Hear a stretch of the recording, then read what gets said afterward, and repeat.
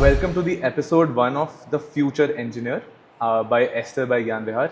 And I'm Dr. Arastu, and we have with us board member and director of Gyan Vihar, Kanistar, who's the best person I know to talk about education and knowledge on how to train students, how to create the future, pedagogies and train the next prodigies of India. And we are today here to talk about.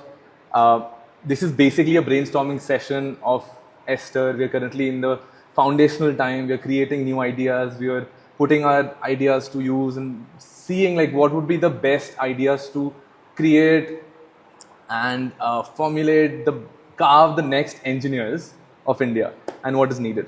So this is that discussion. And so basically to start with, I want to give just a brief of one concept that really, I always think about, which was the foundation of like what we are doing here at Esther.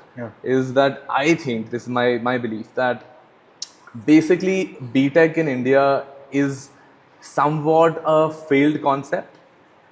It's quite a negative thing to say, but I say this because I'm myself an engineer. I've been through that process, and I'm not saying specifically India. Like this is sort of a problem with places everywhere.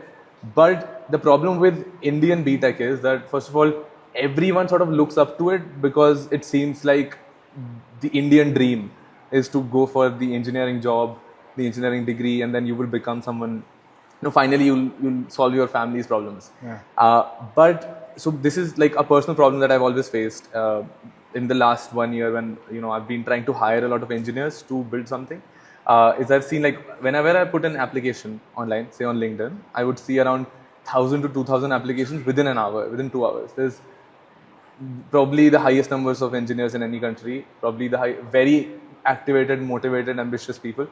When you interview them, my personal belief, most of them are unhireable. We are not I'm not able to see that spark of thought and creativity of someone that I would want in my team. Especially now that the times have changed in AI, and I want a very selective team. I want people who can think out of the box and just come and solve the problem for me, something that I'm not able to think. So this, like, why do I hire? I hire because I think that I'm not able to give that time in that role myself. So I would hire someone like me who's to be able to be that creative and find the solutions and problems of that problem that we are trying to solve. I'm not seeing that. And that's a first-hand experience. But overall also I think that mostly, and I think this is a proven point also, because you would see that mostly the major software companies that India has produced are service-based companies. And again, I think that's because service-based companies are mostly copy-pasting the code. You don't see product-based companies because that's where creativity comes. That's where solving problems comes. That's where the thought comes, the mental model, and that's a major problem. So this is something that I wanted to get your thoughts on as well. Why is BTech in India a failure? So to understand this better, we need to go back a little in the timeline. India and Indian education system has largely been reactive and not been proactive. And Indian education system, as well as the entire Indian economic infrastructure, has largely worked on reacting to demand and supply forces. The demand and supply forces that have existed in the 80s, 90s, 2000s, 2010s, and even late 2010s and early 2020s have largely been service heavy. Needs where you require people to do a repeated job over and over again. And India historically, traditionally has been very good at producing people who can do the same thing, repeat them over and over again, who can store a lot of knowledge, who can store a lot of information and reproduce it, almost regurgitate it whenever needed based on demand. So that has been a historical issue with India, that we have been a little reactive and not very proactive.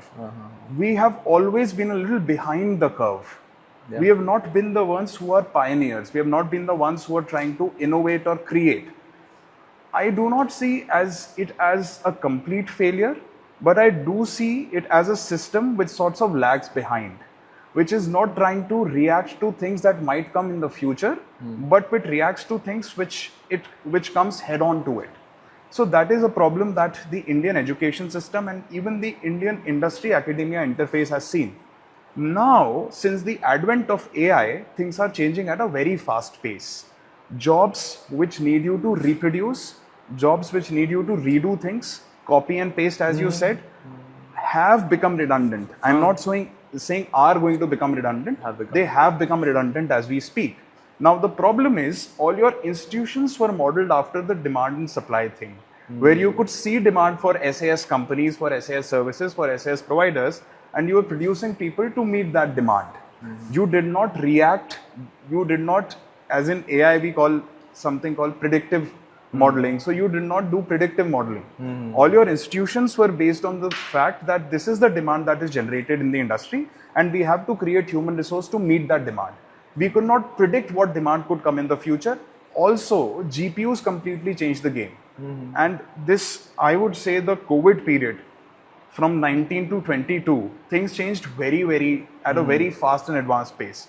Yesterday, I was listening to Geoffrey Hinton, who's called the godfather of AI, and he said, I'm 77 and I'm glad that I'm not going to be alive by the time AI really takes over. So he was trying to hint at the negative aspects of AI. Bit of a negative But what he was trying to say is that things are changing at a pace that we didn't expect. So the world didn't expect that pace. So you can't expect India to expect that kind of pace with which things have changed. But now that people like you, young people in the country, policymakers have understood that AI is changing things, we need to adapt very quickly. Exactly. So yes, there has been a traditional problem with the system where we have been laggards. I wouldn't say that we have completely failed, because you see people managing businesses globally, people of Indian descent, or people who are actually Indian by birth or are still Indian passport holders. But yes, you do not see Indians creating things. You do not see Indians innovating things, because as I said, we have only been reacting to the demand and supply curve. Could it be that because we have, the foundations of IITs and IIMs and all of those, the great Indian institutions, was basically to solve a higher education problem at the time. It wasn't a creativity problem or research problem that we were fighting at. So see, also the thing is that when IITs were founded, you had consultant from MIT come in. But that was 1944 to 1946. So that's the time you had consultancy from, let's say, MIT or Harvard. In case of IIMs, consultancy from Harvard. Was coming in. But all of those consultancies, all of those ideas, all of those suggestions, all of those pieces of advice came in 40s and 50s. And based on those suggestions, we built the entire foundations of our institutions. We did not disrupt. They disrupted. They disrupted in 70s, they did in 80s, they did in 90s. In fact, you had an entire ecosystem or an entire network of people who said that it's not even important to go through the higher education system. You could just drop out and learn the skills. But here we were not able to create that kind of disruption in our economic institutions. Now is the time to disrupt. Now is the time to think ahead of the curve and prepare engineers for the next 10, 20 years. Again, what I'm saying is not producing engineers for today. Now we need to produce engineers for the next 10, 20 years. Yesterday, again, there was a study which said that robots are currently, they are prototype robots which are able to do simple surgeries better than human surgeons. In the next 5 years, they are going to be able to do complex surgeries better than human surgeons. And in the next 20 years, they might be able to replace human surgeons completely. Of course they would. Now the thing is that anyone who's doing their MBBS, anyone who's doing their MS, anyone who's doing their MD, MCH, needs to understand that unless they are able to control the systems that are going to be there in the next 5-10 years, even they are going to be redundant. So you need a man behind the machine. And as you said, to be the man behind the machine, you have to be the jack of all trades. You need to understand that things which can be repeated, things which can be redone, which can be copied and pasted, will be done by machines at a much in a much efficient manner. So you need to be able to create and innovate. You need to be equipped with a lot of different skill sets. Definitely. So Ester, I would say, is exactly what Ester is trying to do. We want to become, or we are the new age, the next gen institution that India needs. And we hope that we start something that all the other institutions take inspiration from as well. Basically, the primary aim is to think of the next 10 years, think of the next 20 years, by combining the knowledge of the current best AI engineers, the current AI engineers of the field, the industries, and the academia, and have that exposure and give that to the students to be able to fight with the Silicon Valley, to be at the top of the game. So that's what the aim is, but we'll talk about it as we go further on. Let's delve into the second problem that you noted down, basically, which is the AI problem. I would say it as a problem because this is a job scenario that everyone's confused about. And at some point, it is true also that I see that like a lot of when today I started the software development process. I expect that the engineers finish that process within a week or two. And unlike before where we thought it will take like 3 months or 4 months, because we see that a lot of repetitive process can be removed. Things will be much faster. There's a few facts like Y Combinator recently said that 80% of the code written in the new companies that they have is done by AI completely. There is a new study, or actually a statement by Sequoia, is a very big VC, and they said that now for us the point is to give, like our aim is to give money as fast as possible, because companies that are able to build software very quickly, the moat that usually softwares have, there is no moat anymore. It's not that I can afford 20 engineers, so I will be able to build this complex software, while you won't be able to do it. So there is no moat anymore. There is no entry barrier. Exactly. So what is the difference? Is the company that's able to get the most number of users, customers, or be able to solve the most number of problems in the best way. So they're able to do that now because AI has come in such a gigantic impact on the whole software engineering field. And this is probably the first field to have this type of an impact because of AI. Again, there was a concept, there was a sort of line which was funny. It's like the nerds were the kings previously, and they created this AI that sort of attacked their own field. Yeah. So the big problem that I see India facing here, a lot of our job and academic placement ecosystem is based around service industry. Yeah. And which is basically, as we just discussed, somewhat a copy-paste industry. Correct. So it's like that's making it a less like saying it in a less way, but like if you look at it in a more complex way, for example, someone built Salesforce, and there's a huge industry in India around Salesforce software. So where people just learn to do Salesforce, and they spend their whole 10-20 years of peak software engineering career on it, and they're learning that specific software and solving problems based on it. Now, any person, any startup can easily build a Salesforce wrapper which is able to solve all the problems of Salesforce because it's well documented, it's well coded. You can easily, and AI can look at it and solve all the issues that a Salesforce code base will face. So that job is suddenly just gone, and it will be gone in 4 or 5 years. There will be lazy companies that will take time to adapt. It'll basically just be laziness that will slow down the process of removing that creativity. A slow burn or a slow death. Exactly, but it is going towards it. Yeah. So TCS, Infosys, all the big giants of the country are in danger, so as all the people who are about to be hired. So how do now we as Ester, we are looking at this, and because we are claiming that we'll be the next generation of institution, and we will be creating the next generation of engineers who will be going out as AI is coming in. Yeah. So we have to tackle that problem. What is your view on that? All right. So first things first, the reason that Indian institutions are not able to create engineers who are equipped to handle the changing marketplaces is because the teachers who are teaching in Indian institutions are the ones who have again been traditionally very good at information transaction. Good point. Transacting information with empty shells or empty tablets. Let's assume that all students are empty shells and empty tablets, and teachers are bankers. Yeah. So in a very typical transaction, they can give out cash and they can fill these empty tablets or empty accounts or empty shells.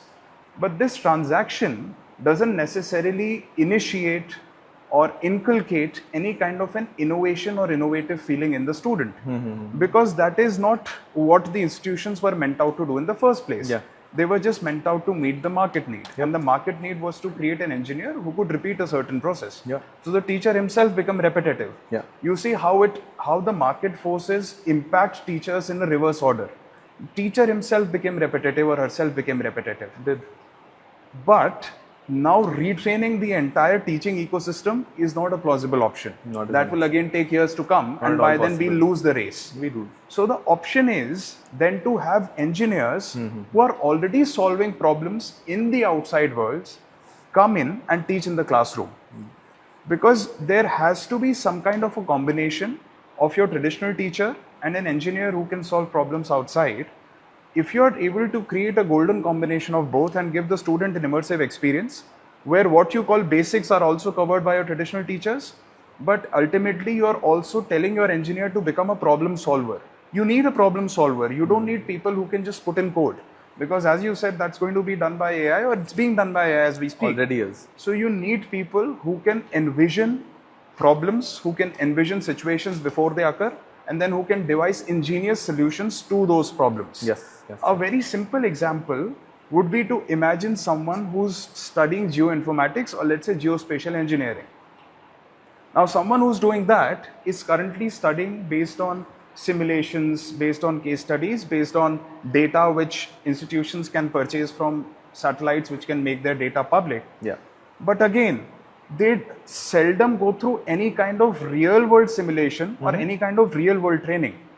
An engineer who basically does his civil engineering, if takes up geospatial studies or geoinformatics as a minor, and that geospatial or geoinformatics study is augmented by the use of AI, where a student can now understand how to contour in a real life situation.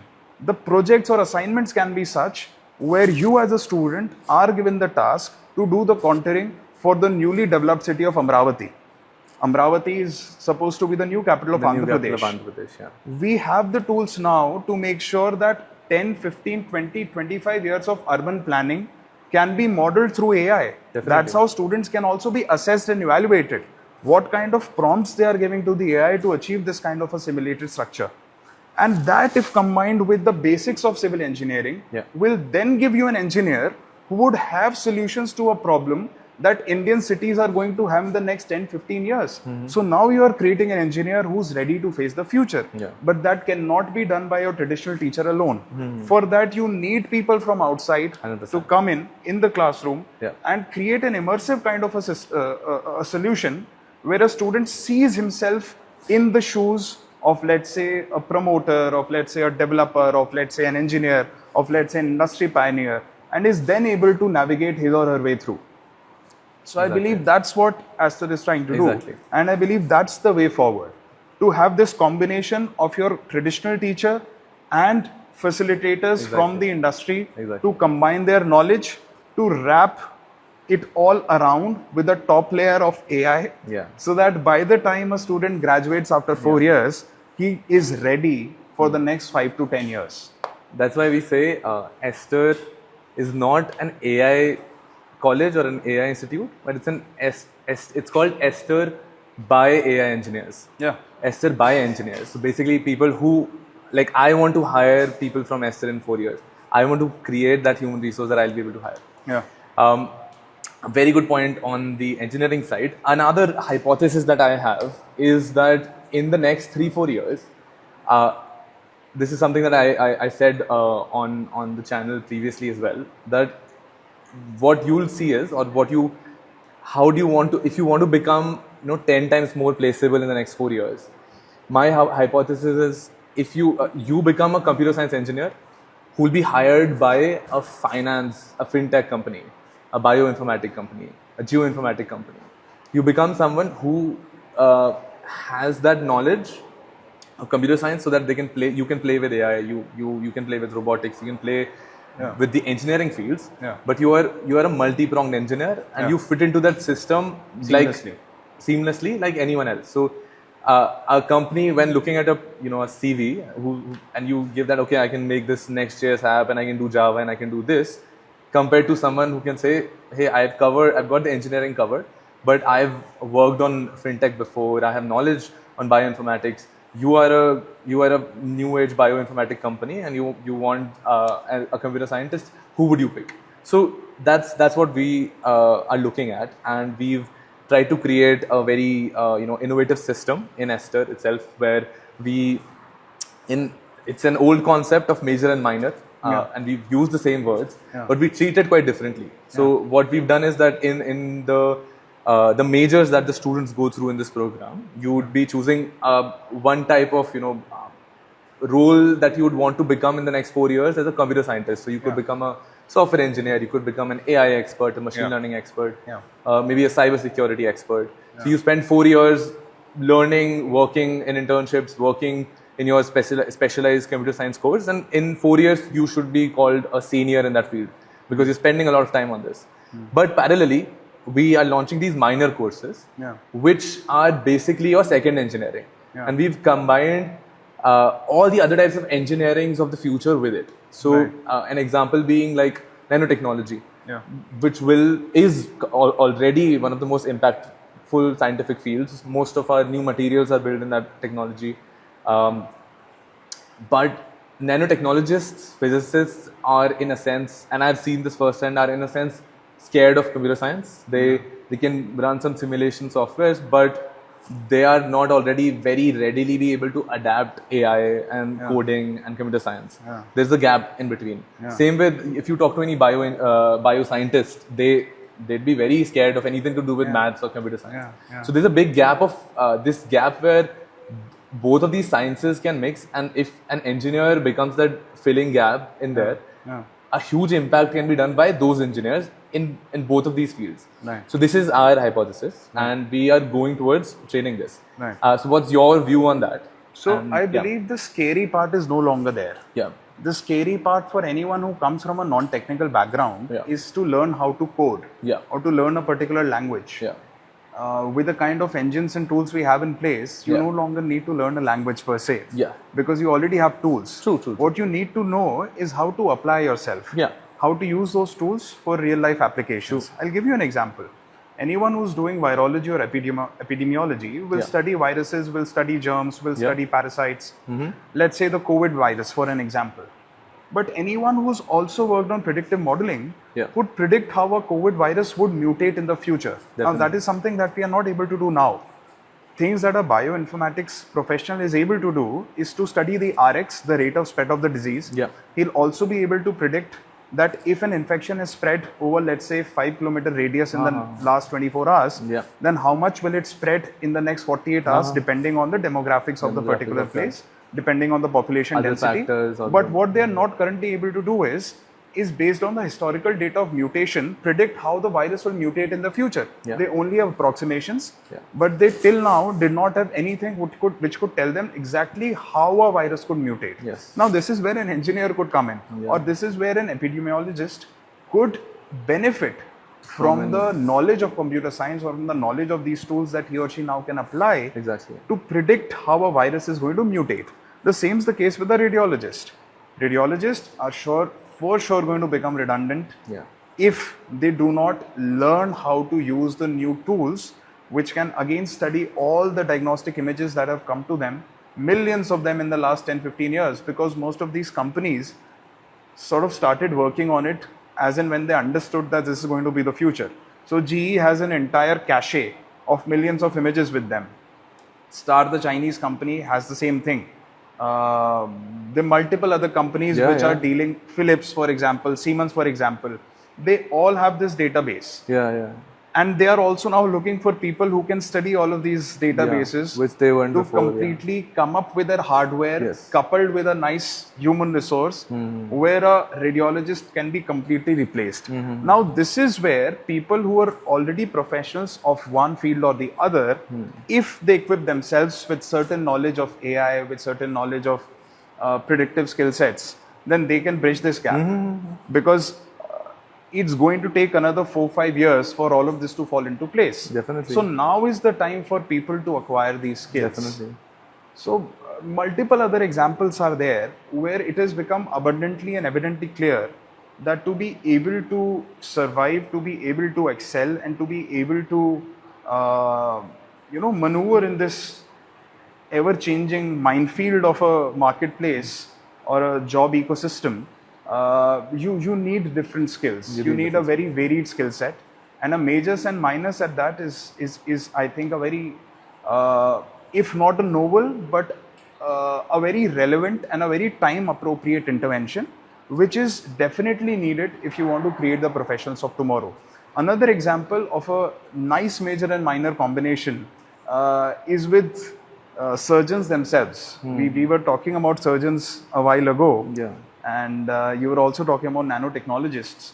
So now, currently, robotic surgeries are being done through robotic arms, which are very easy for a human to handle, but they are essentially being handled by humans. In next 5 years, they're not going to be handled by humans. So now, what's the role of a surgeon? So now the role of a surgeon would be to make sure how to calibrate a machine on different human bodies based on the data that he or she already has. How to customize it, how to personalize it, how to calibrate it. That calibration, personalization or customization also has to come from someone, has to come from a human. It has to be a mental model that comes from a human. Yes. It's a human touch. Correct. So, ऐसा नहीं है कि everything is going to go away, everything is going to disappear. The need for human intervention will always be there. The need of today is to build systems where you recognize this and where you put in time appropriate interventions. I think Esther would be a successful model in doing that. So to dive a little bit deeper in it, so we're thinking of some interesting things here. So for example, where we thought that if you want to teach, say, civil engineering or a smart city minor to a computer scientist, how do you do that? Like, if they are not really interested in that, why would you do that? So there was a very I remember from my bachelor days and talking to a few friends who were doing civil engineering, and in the first year of their degree or second year degree, they used to have this concept where they'd build these houses or models of houses based on maybe buildings, but like models of those buildings based on the basic concepts of balancing loads and stress and the tension and all of that, the equations that are used to build any, and the basic equation that you need to build those columns and buildings. So what they were doing is, like, there was a competition around this. They would build this model, and there was a earthquake shaking vibration ground, and they'd spend a month on this. There'll be a group project, and in that month, and I remember my friend saying that in the last 2 years of civil engineering, this is the only thing that I've learned. And from this, I realized, oh yeah, that's why my building fell, because I was applying that equation wrong. So our concept is, like, when we think of this, like, how do you actually teach a student? And sometimes people say that don't treat them like a school, don't teach them like school children. They learn themselves. But I think, like, if I consider myself also, I'm always more intrigued and interested if I'm able to look at those problems, if I'm able to solve those problems. So this is the approach that we are thinking of. That like, when you just take 2 weeks, just make them spend that time on that specific model. It might not be related to their field directly, but it is something that within those 2 weeks, you are actually giving all of the information needed as a smart city, the basic of a smart city development to a computer scientist. And from there on, they can start, okay, like, this is a competition, so I can create a model of the fastest way to create the best building. I can use AI to do it. I can create various methods to do it, which maybe a civil engineer might not be able to think of. So this is the kind of, like, thought that we have about teaching these minor courses. Now, how do you incentivize it? Is that the thing? Yeah, exactly. So I believe that all humans have something which I like to call a spatial affinity.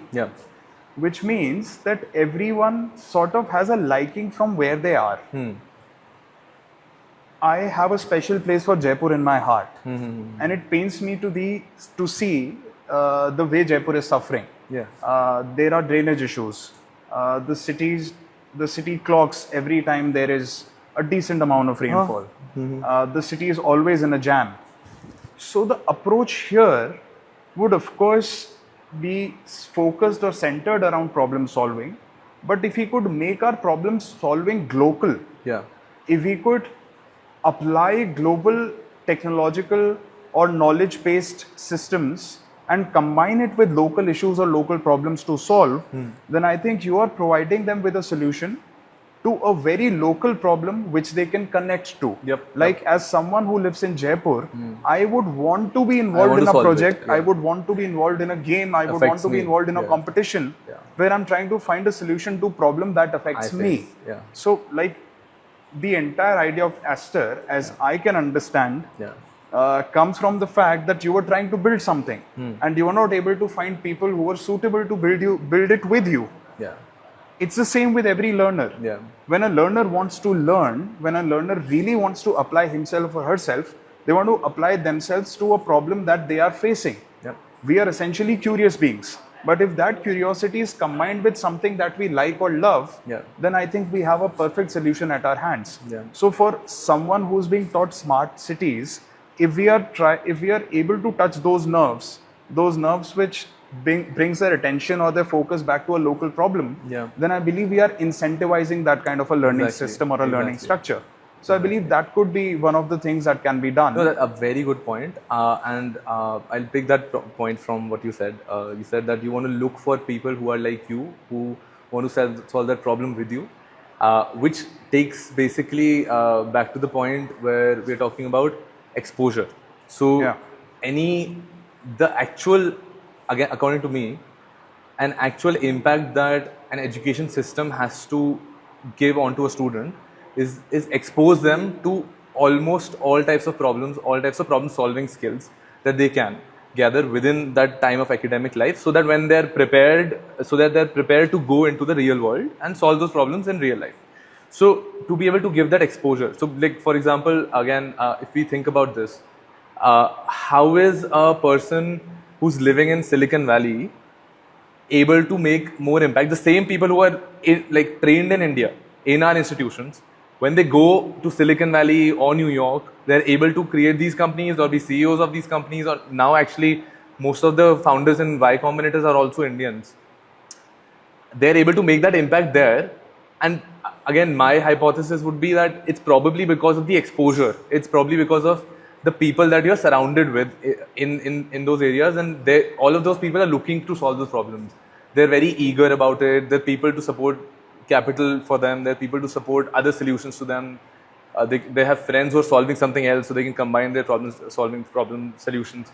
So and that's exactly what we want to do at Aster here, which is expose all the students to these problem solving skills, expose them to each other, put them together in groups, put them together in projects, solving their minors, their majors.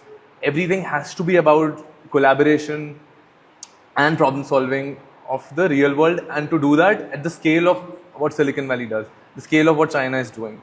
Expose them to the world, which I think India is lacking. So I think the key here is to understand that if you want to create a system where it churns out job creators, then it has to be built by people who are job creators. Job seekers cannot create a system which can churn out job creators. Job seekers, if get together and build a system, then they'll create job seekers. So for your system to create job creators, it has to be built by people who are job creators themselves. The same with change. If you're not job focused, then focus on change. If you want to bring in change, then your system has to be created by change makers. Your system cannot be created by those who have been in a status quo for the last 20-25 years, who have not changed their knowledge bank, who have not added to it, who have not created knowledge. Your entire system has to be built by people who are adding to the cumulative or communal knowledge pool, who are creating something, who are bringing some kind of a change. So I think that's a very good idea, to have your entire system built, supported, augmented and implemented by people who are already making a change somewhere else.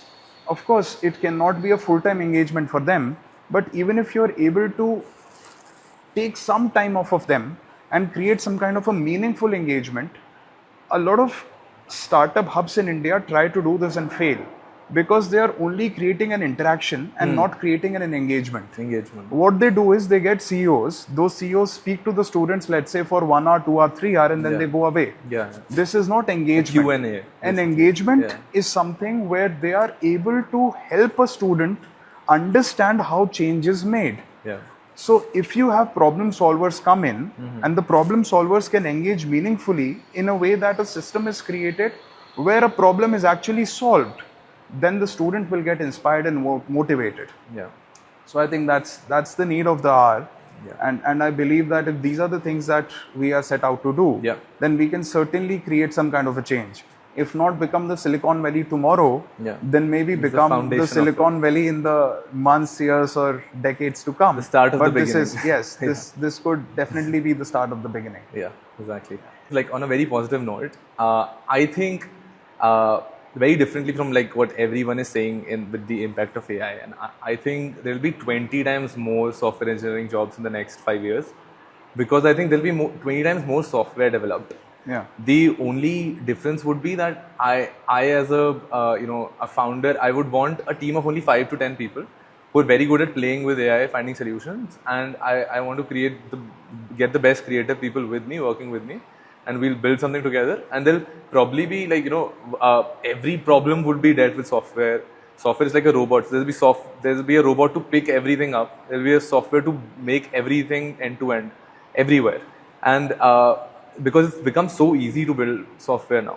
So it is about the next future engineer is about being creative, is about being the multi-pronged engineer who's able to look like a CEO. Everyone has to be a CEO, a CTO, who's looking at problems from all angles and trying to solve and be creative in solving those problems. So you have to become that engineer, and that is the future engineer, according to me. No, Yeah. absolutely rightly said. See, even if you have machines doing your work, Yeah. they're basically doing the legwork. Yeah. They're basically doing things which do not involve a lot of creativity and a lot of dreaming ability. Yeah. So your dreamers, your people who aspire, your creators Yeah. will always essentially be humans.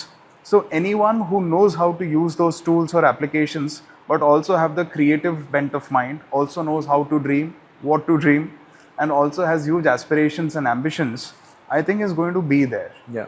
and going to succeed in the long run. Exactly.